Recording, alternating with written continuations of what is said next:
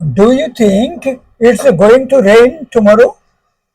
তুমি কি মনে করো আগামীকাল বৃষ্টি হবে? I would love to have lived in the 19th century. আমি যদি ঊনবিংশ শতাব্দীতে বাস করতাম আমার খুবই ভালো লাগতো। I was completely exhausted by the end of the day. দিনের শেষে আমি একেবারে অবসন্ন হয়ে গিয়েছিলাম। By next month, I will have finished all my exams and I can relax. আগামী মাসের মধ্যে আমার সকল পরীক্ষা শেষ হয়ে যাবে এবং আমি তখন বিশ্রাম নিতে পারবো। She used to have short hair, but now it's long. এক সময় তার চুল ছোট ছিল কিন্তু এখন তার চুল লম্বা।